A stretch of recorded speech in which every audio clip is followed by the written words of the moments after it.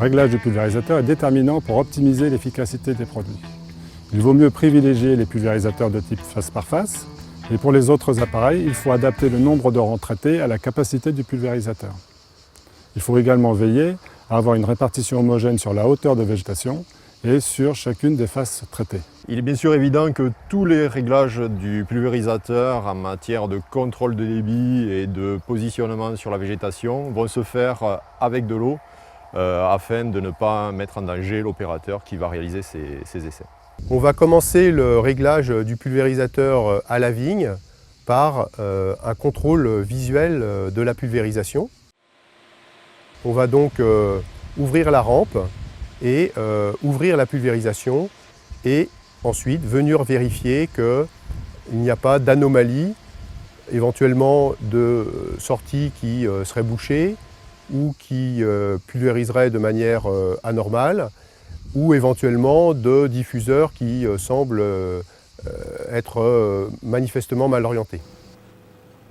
On vient ensuite, avec l'appareil, se placer dans la vigne et on va venir orienter la descente et les diffuseurs sur une descente. On peut, pour l'orientation des diffuseurs, se servir d'une règle qui permet de visualiser l'angle couvert par les différents diffuseurs en fonction de leur orientation. On donne en général également de l'angle à la descente par rapport à la direction d'avancement pour favoriser la pénétration dans le feuillage. On va refaire un contrôle visuel avant de passer à l'étape suivante du réglage, c'est-à-dire l'utilisation de papiers hydrosensibles qui permettent de visualiser la répartition du produit sur le feuillage. Donc ce sont des petits papiers buvards qui réagissent à la bouillie et qui vont se changer de couleur au contact des gouttes. Donc ces papiers hydrosensibles, il va falloir les positionner sur la végétation. Donc quand on est en végétation développée comme ceci, on va en positionner sur 3 hauteurs à peu près. Donc en haut, au milieu et en bas, et en mettre un autre peut-être plus vers les grappes. Donc ces papiers hydrosensibles, il faut les agrafer sur les feuilles. Donc on les plie en deux, comme ça nous permet avec un seul papier d'avoir les deux faces de la feuille qui sont prises. Et surtout, pour les manipuler, il faut toujours avoir des gants, parce que ces papiers sont vraiment très sensibles et la moindre transpiration va marquer sur les papiers. Et il va falloir en mettre, ça va être en fonction du pulvérisateur. Si on est sur un appareil face par face qui est très symétrique, une face de végétation peut suffire. Si on est sur une voûte, un aéroconvecteur, il va falloir en mettre sur le nombre de faces que vont traiter cet appareil. Parce qu'on ne va pas traiter pareil sur toutes les faces avec ces appareils-là. On passe avec son pulvérisateur avec les vitesses normales, les réglages normaux de pulvérisation.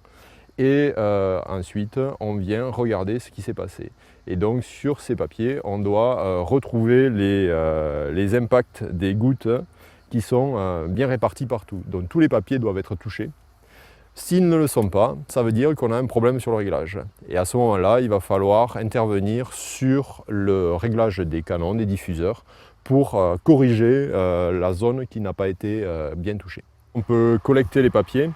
Ce qui est intéressant, c'est de les collecter et de les agrafer dans l'ordre sur lequel ils ont été placés sur la végétation et de bien repérer les faces supérieures et faces inférieures. Ça va permettre de voir où est-ce qu'a touché le pulvérisateur. Ce qui va être important sur ces papiers hydro, c'est que tous les papiers soient touchés. Ensuite, face supérieure, face inférieure, ça dépend un petit peu de la position que va prendre la feuille en fonction du courant d'air. Ce qui est important, c'est que tous soient touchés suffisamment, comme ici, mais pas trop non plus, parce que s'ils sont vraiment trop bleus, il y a risque de coulure, et si le produit coule sur la feuille, il n'y a plus d'efficacité du produit. Donc ça sera un problème de quantité de produit. Mais là, dans ce cas-là, on voit que tous les papiers ont été touchés, donc le réglage est très correct. Une fois le réglage du pulvérisateur optimisé sur une descente, dans le cas d'appareils face par face, on peut reproduire à l'identique ces réglages sur les autres descentes, en particulier si l'appareil est équipé de repères de réglage. Maintenant que tout est réglé, il faut respecter les bonnes pratiques.